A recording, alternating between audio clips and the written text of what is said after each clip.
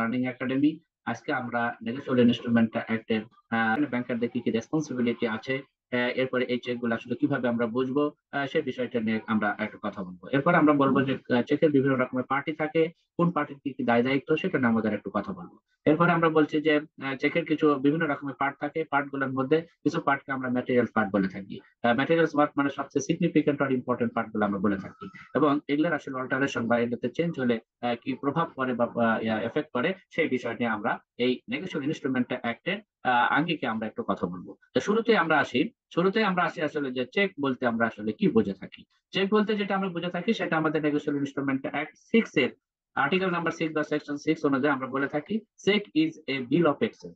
এটা এক প্রকার বিল অফ এক্সচেঞ্জ হিসেবে ট্রিটেড করা হয় which ever drawn on specified bank. কোন একটা ব্যাংকের ফেভারে কিন্তু একটা চেক ইস্যু করা হয়। আর কি করা হয়, not express to be payable otherwise other than the demand. On ডিমান্ডে এটাকে আমরা পেমেন্ট করব, এই বিষয়টা কিন্তু মেনশন করা থাকে। এবং এই হলো আসলে চেকের একটা বর্ণনা, বা এটা আমাদের এটা বলতে আমরা চেক বলতে আমরা এটা বুঝিয়ে থাকি। এরপরে আমরা আসতেছি যে এবং এই চেকটাতে দেখেন যে আমরা এখানে একজন ব্যক্তি, এই ব্যক্তি কিন্তু একটা চেক ইস্যু করছে, এটা চেক করছে কোন একটা ব্যাংকের উপরে, এটা হলো স্পেসিফাইড ব্যাংক। এবং এখানে ওয়ান ডিমান্ডে যখন মিস্টার কাউকে একজন এই চেকটা পেমেন্ট করতে বলা হবে, যে ওয়ান ডিমান্ড এটা যদি আমরা বলে থাকি যে mister mister X mister X কে অর্ডার করলো এই ব্যাংকে, এই ব্যাংকে অর্ডার করলো যে মিস্টার এক্স কে এটা পেমেন্ট করবার জন্য, এবং এখানে একটা অ্যামাউন্ট লেখা থাকলো যে এখানে 1 লাখ টাকার একটা চেক দেওয়া হলো। এবং এই চেকের ক্ষেত্রে দেখেন এখানে 1 লাখ টাকা এখানে কিন্তু উল্লেখ করা থাকলো, এখানে চেকের ডেট দেওয়া থাকবে। তাহলে এই যে বিষয়গুলা, এই বিষয়গুলো কিন্তু আমাদের চেক সম্বন্ধে জানলাম। এরপরে আমরা বলতেছি যে এই চেক কত প্রকার।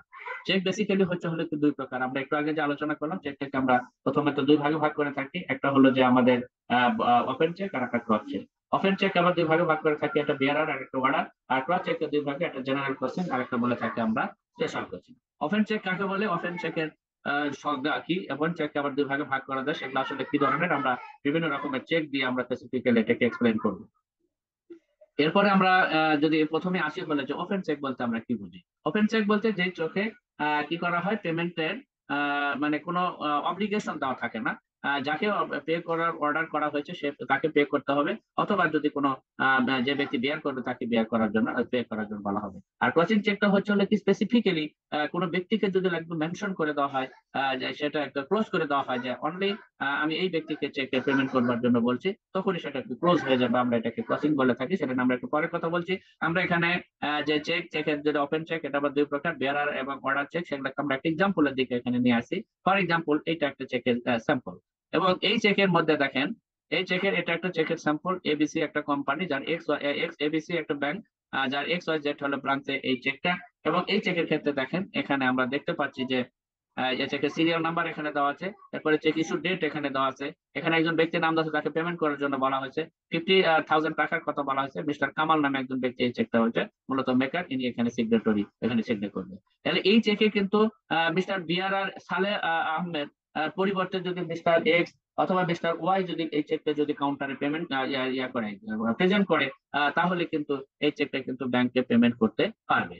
এই ধরনের চেককে আমরা ওপেন চেক, ওপেন চেকের মধ্যে আমরা বিআরআর চেক করে থাকি। এখানে আরেকটা বিষয় হচ্ছে, এটা আরেকটা চেক। এই চেকটাতে দেখেন একটু পার্থক্যটা কি, মিস্টার সালে আহমেদের কথা যখন স্পেসিফিক্যালি বলা হয়েছে যে এখানে মিস্টার সালে আহমেদ ছাড়া অন্য কাউকে এই চেকটা পেমেন্ট করা যাবে না, তাহলে দেখেন মিস্টার সালে আহমেদ এখানে থাকে যে ওয়ার বিআরআর এই চেকের এই ফরম্যাটে দেওয়া থাকে, বিআরআর কথাটা যদি কাটা থাকে তাহলে এই চেকটা কিন্তু অর্ডার চেকে রূপান্তর হয়। আমরা প্র্যাকটিক্যালি এভাবে ব্যাংকাররা ইউজ করে থাকি, এবং এই ক্ষেত্রে ব্যাংক কিন্তু বাউন্ড হচ্ছে pay to the only to the mister সালেকে। কিন্তু আগের চেকটাতে কি ছিল যে মিস্টার সালের পরিবর্তে যদি মিস্টার ফরিদ বা এক্স ওয়াই জেড কোনো ব্যক্তি যদি একটা পেমেন্টের জন্য যে থাকতো, তাহলে কিন্তু একটা পেমেন্ট দিতে হবে। এখন প্রশ্ন হতে পারে এই আইনে এই চেকের দুটো ক্যাটাগরি করার উদ্দেশ্য কি। মূলত হলে এটা এই আইনের যে যে যে কারণে আসলে এই চেকের দুটো ক্যাটাগরি করা হয়েছে, তার নাম্বার ওয়ান হচ্ছে ব্যাংকারের ব্যাংকারের যে রিস্কটা, সেই ব্যাংকারের রিস্ককে প্রোটেক্ট করবার জন্য, এবং গ্রাহকের যা কাস্টমার বা অ্যাকাউন্ট হোল্ডার তার যে রাইট আছে সেই রাইটটাকে সুরক্ষিত করবার জন্য, এবং তার সিকিউরিটি পারপাস এটা কিন্তু করা হয়েছে। এখন প্রশ্ন আসতে পারে যে এটা কিভাবে। আমি প্রথমে একটু বলি যে ফর এক্সাম্পল একটা চেক ইস্যু করা হলো মিস্টার সালে আহমেদের নামে। এখন ব্যাংকার যদি এই সালে আহমেদকে যদি প্রুভ করতে চায় যে এটা মিস্টার সালেহ আহমেদ কিনা, তার জন্য কোনো পেপার বা কোনো ডকুমেন্ট আমার কাছে চাইতে পারে। কিন্তু দেখা গেল যে কোনো কারণে মিস্টার কামাল মিস্টার সালেকে একটা চেক দিয়েছিল, চেকটা ওঠানোর জন্য সালে ব্যাংক কাউন্টারে যেতে পারলো না, সে না যায় মিস্টার ফরিদ নামে আরেকজন ব্যক্তিকে এই চেকটা পাঠালো যে ভাই তুমি চেকটা এনক্যাশ করে নিয়ে আসো। কিন্তু মিস্টার ফরিদ যখনই গেল, মিস্টার ফরিদ যখন গেল, এটা যদি অর্ডার আর চেক হয় তাহলে কিন্তু ব্যাংকার মিস্টার ফরিদকে চেকটা দিবে না, কারণ mister Kamal the maker of the cheque instruction the bank to pay the mister Saleh only. যখন সালেকে অনলি এটা পেমেন্ট করার কথা বলা হয়েছে, বিয়ারার কথাটা যখন এই চেক থেকে কেটে দেওয়া হয়েছে, তখনই কিন্তু এই ব্যাংকার আর এই মিস্টার ফরিদকে এই চেকের পেমেন্ট দিবে না। এতে যদি মিস্টার কামাল যদি বিব্রত হয় অথবা মিস্টার সালে যদি এটাতে এম্বারেস ফিল করে থাকে, তাহলে কিন্তু ব্যাংকের সাথে কাস্টমারের সম্পর্কের একটা অবনতি হবে। এই জন্য বলতেছে যে ব্যাংকার এই অবনতি করার জন্য যদি মিস্টার কামাল এই চেকের হোল্ডার যদি সে নিজে যদি তার রেসপন্সিবিলিটি নেয় যে আমার চেক আমি মিস্টার সালেকে দিলাম, সালে না যেটা ফরিদ দিলাম, আপনি পেমেন্ট দিয়ে দেন, এটা আমি দেখবো, আমার কোনো বিষয় না, এই কথা সে বলতে পারে তার এম্বারেসিং এর জায়গা থেকে। আর যদি এই চেকের যদি মিসিং হয়ে থাকে, এই পেমেন্টের যদি একটা মিসকেস হয়ে যায়, তাহলে কিন্তু মিস্টার কামাল তার কণ্ঠস্বর কিন্তু চেঞ্জ করে ফেলবে, তখন কিন্তু সে ব্যাংকারকে লায়াবল করার চেষ্টা করবে। এই লায়াবিলিটি থেকে আসলে ব্যাংকার কিভাবে জানবে যিনি সালে নাই ফরিদ, অথবা আমরা সালে বা ফরিদকে কিভাবে প্রমাণ করবো? তাহলে এই জায়গাটা ব্যাংকারের রেসপন্সিবিলিটি জায়গায়, ব্যাংক যদি মানে মেকার বা ড্রয়ার যদি নিজে যদি তার রেসপন্সিবিলিটি নেয়, তাহলে তাকেও এক ধরনের ফ্যাসিলিটি অথবা তার তাই রাইটটাকে সুরক্ষিত করবার জন্য এই আইন কি করলো, যে এটা বিআরআর এর স্বার্থ চেকটাকে দুটো ক্যাটাগরি করলো, যে যদি বিআরআর হিসেবে চায় যে গেলে তাকে পেমেন্ট দিতে হবে, এটা যদি অ্যাকাউন্ট হোল্ডার অথবা যদি এটার মেকার যদি চেকের মেকার যদি এটা চায় তাহলে সে চাইতে পারে, সেক্ষেত্রে এই চেকের কোনো মিসকেস ঘটলে পেমেন্ট, তখন কিন্তু এই পেমেন্টটা কিন্তু পেমেন্ট ইন ডিউ কোর্স হবে। তাহলে আর্টিকেল নাম্বার 10-এ আরেকটা যেটা সবচেয়ে, যে পেমেন্ট ইন ডিউ কোর্স প্রমাণ করা হচ্ছে একজন পেইং ব্যাংকের কিন্তু রেসপন্সিবিলিটি। তার মানে যথাযথ ব্যক্তির কাছে পেমেন্টটা হলো কিনা, আইন সিদ্ধভাবে পেমেন্টটা দিল কিনা, এটা কিন্তু ব্যাংকারের একটা দায় দায়িত্ব।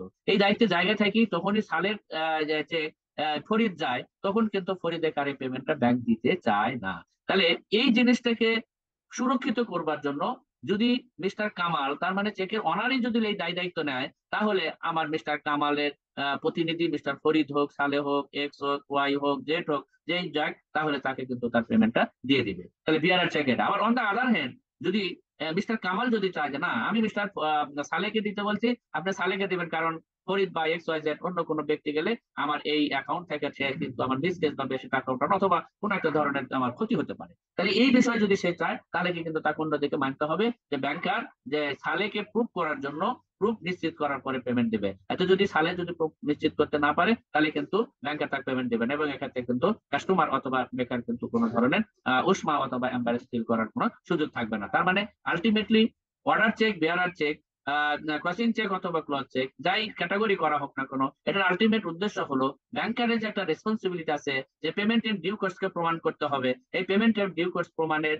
অথবা নিশ্চিত করবার জন্যই এই চেকের দায় দায়িত্ব মানে বেকার কতটুকু দিবে আর ব্যাংকার কতটুকু, ড্রয়ার কতটুকু নিবে, ড্রয়িং কতটুকু দিবে, এটাকে সেগ্রিগেশন করবার জন্যই মূলত চেককে এরকম বিভিন্ন ক্যাটাগরি করা হয়েছে। এরপরে আমরা বলতেছি আরেক ধরনের চেক হচ্ছে ক্লোজ চেক, যেটাকে আমরা আসলে মূলত ক্রসিং চেক বলে থাকি। ও আরেকটা বিষয় আমাদের আছে এখানে, অর্ডার চেককে যদি আবার ট্রান্সফার করার প্রয়োজন হয় তাহলে এখানে এন্ডোর্সমেন্ট করতে হয়। আমরা এখানে আলাদা আরেকটা ভিডিও তৈরি করব, আজকাল সংক্ষেপে আমরা বলছি এই এন্ডোর্সমেন্ট চেকও কিন্তু আবার দুই রকমের হয়, একটা হচ্ছে আমাদের ব্ল্যাঙ্ক এন্ডোর্সমেন্ট, আর একটা হচ্ছে আমাদের ফুল এন্ডোর্সমেন্ট। ব্ল্যাঙ্ক এন্ডোর্সমেন্ট এবং ফুল, এটা হবে ব্ল্যাঙ্ক এন্ডোর্সমেন্ট আর ফুল এন্ডোর্সমেন্ট। ব্ল্যাঙ্ক এন্ডোর্সমেন্টের ক্ষেত্রে যেটা হচ্ছে সেটা হলো যে এখানে লেখা থাকবে পে টু মিস্টার ব্ল্যাঙ্ক, যখন ব্ল্যাঙ্ক থাকবে সালে আমাদের চেকটা সাইন করে দিল যে আপনি এন্ডোর্স করে দিল, এবং পিছনে লিখে দিল যে ব্ল্যাঙ্ক, যে ব্যক্তি নাম বসাবে সেই কিন্তু এটা পেমেন্ট পেয়ে যাবে। তাহলে এই ধরনের এন্ডোর্সমেন্টকে আমরা ব্ল্যাঙ্ক এন্ডোর্সমেন্ট বলি। এখন যদি এইটা যদি ভুল ব্যক্তির কাছে এভাবে যে ব্ল্যাঙ্ক এন্ডোর্সমেন্ট দেয় এবং যে ব্যক্তিকে দেওয়া হলে সেটা যদি ওপেন রাখে,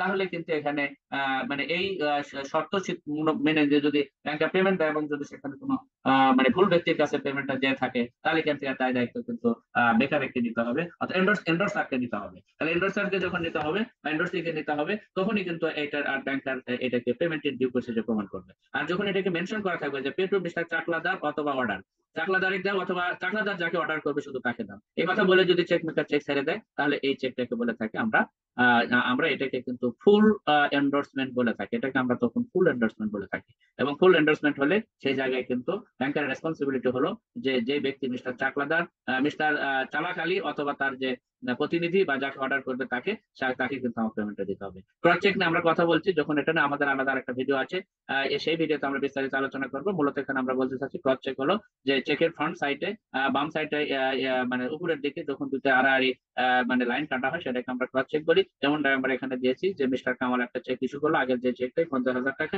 সেই চেকটা যখনই ক্রস করে দিল তখন এই সালে আহমেদের তার অ্যাকাউন্টে শুধুমাত্র এটা পে হবে, এখানে কোনো কি করা হবে না, কাউন্টারে কোনো পেমেন্ট করা যাবে না। তাহলে কাউন্টারে পেমেন্ট করা না করা এর উপর ভিত্তি করে মূলত দুই ভাগে ভাগ করছে, একটা ক্রস চেক আর একটা হলো ওপেন চেক। আবার ওপেন আবার দুই প্রকার। যাই হোক, চেকের পার্টি কয়টা? চেকের পার্টি হলো আমরা এতক্ষণ আলোচনা করলাম দুইটা।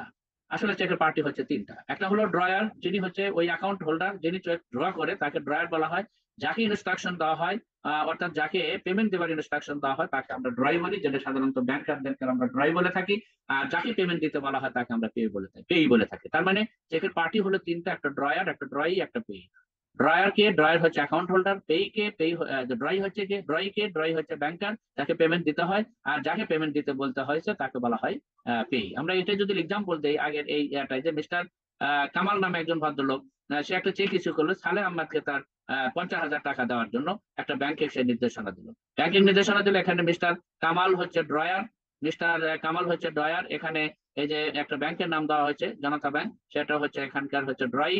আর এখানে মিস্টার সালে যাকে পে করতে বলা হলো তিনি হচ্ছে পেই। তাহলে গ্রাহক এই তিনটা পার্টি হচ্ছে মূলত হচ্ছে একটা চেকের। এই তিন পার্টির তিন ধরনের দায় দায়িত্ব আছে। নেগোশিয়েবল ইনস্ট্রুমেন্ট অ্যাক্ট 30-এর বি-তে সেকশনে ড্রয়ারের কিছু দায় দায়িত্ব দেওয়া আছে। ড্রয়ার মানে কে? তাহলে ড্রয়ার হচ্ছে যিনি চেক ইস্যু করে। তাহলে ড্রয়ার হচ্ছে the drawer of the check by drawing it engage that in case of dishonor by the drawee যদি কোনো চেক যদি ডিজঅনার করে তাহলে he will compensate to the holder কে শুধু কম্পেনসেট করবে। আর তাহলে তাহলে কি ড্রয়ি যদি ড্রয়ারের কোনো মিস কেসের কারণে চেকটাকে যদি ডিজঅনার করে, এর কারণে পেই যদি কম্পেনসেশন ক্লেম করে, অর্থাৎ হোল্ডার যদি কম্পেনসেশন ক্লেম করে, সেই কম্পেনসেশন কিন্তু পূরণ করবে হলো ড্রয়ার। এটা ড্রয়ারের প্রাইমারি রেসপন্সিবিলিটি। অর্থাৎ একটা চেকে যদি ড্রয়ার করে তাহলে ড্রয়ারের প্রধান দায়িত্ব হলো এটা এই চেকের মানে যেন পাস হয় বা অনার হয় সেটার সর্বময় ব্যবস্থা করা হচ্ছে ড্রয়ারের রেসপন্সিবিলিটি অথবা তার লায়াবিলিটি। এরপরে হচ্ছে ড্রয়ি। ড্রয়ি মিনস হচ্ছে কি ব্যাংক। ব্যাংকের দায়িত্ব কি? ব্যাংকের দায়িত্ব মূলত হচ্ছে দুই ধরনের, একটা ড্রয়ার এবং পেই, দুইজনের স্বার্থ কিন্তু অক্ষুণ্ণ রাখা কিন্তু একজন ড্রয়ের মূলত দায়িত্ব। তার মধ্যে প্রাইমারি দায়িত্ব হচ্ছে ড্রয়ারের ইনস্ট্রাকশন ফলো। এবং আরেকটা ইম্পর্টেন্ট বিষয় হচ্ছে যে ব্যাংক ড্রয়িং হিসেবে ব্যাংকের কিছু স্বার্থের বিষয় আছে সেটাও কিন্তু সে খেয়াল করতে হবে। তাহলে নাম্বার ওয়ান দায়িত্ব হচ্ছে যে যদি ফান্ড যদি ইনসাফিসিয়েন্ট থাকে তাহলে সে পেমেন্ট যদি দেয় তাহলে তার ব্যাংকের নিজস্ব সোর্স থেকে কিন্তু টাকাটা পরিশোধ হবে। তাহলে এইটা কিন্তু ব্যাংক কখনই করবে না। তার মানে having the sufficient fund of the money of the drawer, তখন চেকটাকে ডিজঅনার করে দিবে, এটা তার প্রথম দায়িত্ব। তারপরে হচ্ছে কি to the payment such cheque must pay the cheque when the duly required. যখন অল ধরনের ক্রাইটেরিয়া যদি ফুলফিল থাকে তাহলে কিন্তু সে এই সময় করবে কি পে এর স্বার্থটা দেখবে। অর্থাৎ চেকের সকল প্রকার প্যারামিটার ঠিক থাকলে তার পেমেন্টটা ডান করা এটা তার দায়িত্ব। তবে সেক্ষেত্রে এই পেমেন্টটা অবশ্যই পেমেন্ট ইন ডিউ কোড যেন হয় সেই বিষয়টাকে তাকে ফলো করতে হবে। In default of the such payment, এই পেমেন্ট যদি দিতে সে ব্যর্থ হয়, must compensate the drawer for any loss or the damage by such default. এই ডিফল্টে যদি ব্যাংকারের ভুলের কারণে যদি আবার এই চেকটা ডিজঅনার হয় এবং এখানে যদি কোনো কম্পেনসেশন ক্লেম করে কোনো পার্টি সন্তুষ্ট হয়ে, তাহলে সেটা কিন্তু ড্রয়িকে দায় দায়িত্ব দিতে হবে। তাহলে এই হলো আরেকটা বিষয়, এটা নাম্বার আর্টিকেল নাম্বার 31-এ আমাদের ড্রয়ির দায় দায়িত্ব কিন্তু বলা হয়েছে। এরপরে আমরা বলতেছি যে পেই দায় দায়িত্ব কিন্তু ব্যাংক আলাদা কথা না। পেই হচ্ছে এরকম, যাকে পেমেন্ট করতে দেওয়া হবে তার পেই, তার দায় দায়িত্বের মধ্যে এটাই যে ইনস্ট্রুমেন্টটা তার ফিজিক্যালি উপস্থাপন করতে হবে এবং এই ইনস্ট্রুমেন্টটা যাকে আসলে উপস্থাপন করতে বলা হয়েছে সেই ব্যক্তি উপস্থাপন করবে। যদি বেয়ারার হয় তাহলে এনিবডি, যদি অর্ডার হয় তাহলে যে ব্যক্তিকে অর্ডার করা হয়েছে সেই ব্যক্তিকে এই চেকটাকে উপস্থাপন করতে হবে in front of the counter. যদি চেকটাকে যদি ক্রসিং করা হয় তাহলে তার অ্যাকাউন্টে কিন্তু এটা পে করতে হবে, সেভাবে তাকে উপস্থাপন করতে হবে। এটা হচ্ছে পেই দায় দায়িত্ব। এরপরে আমরা বলতেছি যে একটা চেকের যে ম্যাটেরিয়ালস পার্ট কটা, এতগুলো চেকের অনেক পার্ট আছে, তার মধ্যে 5টা পার্টকে আমরা ম্যাটেরিয়ালস পার্ট বলে থাকি। ম্যাটেরিয়ালস পার্ট গুলো কি? প্রথমত হলো যে এই চেকের যে ইয়াটা, আর 1 নম্বর হচ্ছে যে এটার প্লেস মানে হচ্ছে হলো কি ড্রয়িং নামটা মেনশন করা থাকতে হবে। তাহলে নাম্বার ওয়ান হচ্ছে আমাদের ড্রয়িং, এখানে এটাই চেকটা যে ব্যাংকের চেক সেই ব্যাংকের অ্যাড্রেসটা থাকা, এটা কিন্তু 1 নম্বর ম্যাটেরিয়ালস পার্ট। তার উপরে ড্রন করা হলো, এটা কিন্তু ম্যাটেরিয়ালস পার্টের পার্ট। এবার দ্বিতীয় হচ্ছে হলো কি ডেট ইজ সিগনিফিকেন্ট, এবং আর্টিকেল নাম্বার সরি, চেকের ইস্যু ডেট থেকে এটা কিন্তু 6 মান্থের মধ্যে এই চেকটা প্রেজেন্ট করতে হবে, আদারওয়াইজ চেকটা বাউন্স বা ডিজঅনার হয়ে যাবে চেকের ম্যাটেরিয়ালস পার্টের ফেল করার কারণে। এরপর 3 নম্বর হচ্ছে পেই, যাকে পে করতে পারে, যেখানে মিস্টার আবুল হোসেন নামে একজন ব্যক্তিকে বলা হয়েছে, সে হলো পেই। এরপরে হচ্ছে যে এটার হচ্ছে হলো কি ড্রয়ার। ড্রয়ার মিনস হচ্ছে যে চেকটা ইস্যু করলো, এখানে যে একজন ব্যক্তির নাম দেওয়া আছে, উনি হলো এটা ড্রয় ড্রয়ার।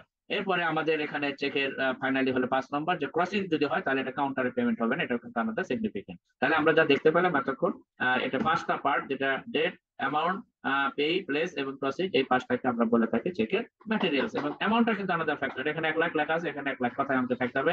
18 নম্বর সেকশন অনুযায়ী কথায় অঙ্কে যদি ভেরি করে তাহলে কথার জিনিসটাকে গুরুত্ব দেওয়া হবে। এরপরে এখানে কিন্তু চেকের মেকার কিন্তু এটাকে সিগনেচার করবে। এখানে একটা ইম্পর্টেন্ট কথা হলো যে এই পার্ট গুলা চেকের ম্যাটেরিয়ালস পার্ট বলা হয় কেন, এটা হলো ভেরি সিগনিফিকেন্ট। ম্যাটেরিয়ালস পার্ট মানে কাকে বলে, যে সকল ম্যাটেরিয়ালস মানে হচ্ছে সবচেয়ে গুরুত্বপূর্ণ, সবচেয়ে গুরুত্বপূর্ণ পার্ট বলা হয়। এটার অর্থ হলো এই যে এটার কোনো একটা যদি ব্যত্যয় ঘটে তাহলে কিন্তু মানে ড্রয়ারের স্বার্থের কিন্তু পরিপন্থী হয়ে যায়, এবং এখানে ড্রয়ার কিন্তু ক্ষতিগ্রস্ত হওয়ার সম্ভাবনা থাকে। ফর এক্সাম্পল, একটা চেক ইস্যু করলো একজন ড্রয়ার, যেটা আগামী 6 মান্থের মধ্যেই তার পেমেন্টটা হবে। 6 মান্থ পরে পেমেন্ট যদি না হয়, সেই ফান্ডটা কিন্তু অন্যদিকে ডাইভার্ট করে নিয়ে যাবে। আনলিমিটেড টাইম কিন্তু এই চেকের অ্যামাউন্ট কিন্তু মেনটেন করার তার প্রয়োজন নেই। এই জন্য তাকে কিন্তু একটা specific period of time mention করা থাকা এবং দেখা, এবং এটা যেটা তামাদি হয়ে যাওয়ার এই বিষয়টা কিন্তু ভেরি সিগনিফিকেন্ট।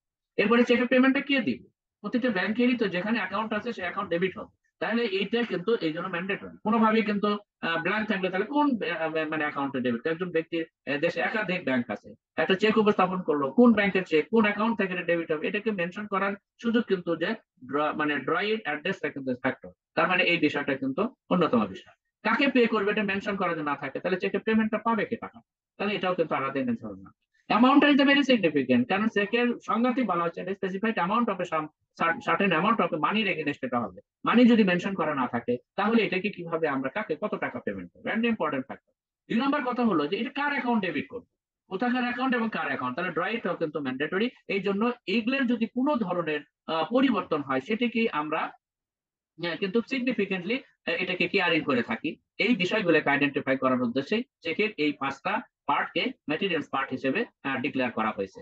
এবং এই আইনের আর্টিকেল বা সেকশন নাম্বার 87-এ এই ম্যাটেরিয়ালস পার্টের অল্টারেশন হলে কি ধরনের এফেক্ট ফেলে এবং এক্ষেত্রে এই আইন কিভাবে দেখছে সে বিষয়টাকে নিয়ে আমরা আর্টিকেল নাম্বার 87-এ যা বলা হয়েছে তা হলো যে any kind of the alteration of the negotiable ইনস্ট্রুমেন্টের, যেগুলো আমরা দেখাই আসলাম 5টা ইনস্ট্রুমেন্টের যে ম্যাটেরিয়ালস পার্ট, সেগুলো যদি কোনো কারণে পরিবর্তন হয় যে জিনিসটা প্রভাব পড়ে সেটা নিয়ে আমরা কথা বলছি। নাম্বার ওয়ান, যে এই ম্যাটেরিয়াল অল্টারেশনটা যদি does not consent that, consent হচ্ছে কি ম্যাটেরিয়াল পার্ট গুলোকে ডিক্লারেশন করার অন্যতম বিষয় হচ্ছে যে এখানে যে জিনিসটা আনা হয়েছে যে ড্রয়ি কিন্তু ড্রয়ারের সকল প্রকার আইন সিদ্ধ, ড্রয়ি মানে ব্যাংকার, ড্রয়ারের সকল প্রকার ইনস্ট্রাকশন ফলো করা কিন্তু ড্রয়ের কাজ। ড্রয়ারের সকল ইনস্ট্রাকশন ফলো করা কিন্তু ড্রয়ের কাজ। এখন ড্রয়ার যে মানে বিষয়গুলোকে মেনশন করে দিছে সেই মিশনগুলো যদি ফর এক্সাম্পল একটা ডেট দিছে, ফর এক্সাম্পল অ্যামাউন্টটা উল্লেখ করে দিছে 1 লাখ।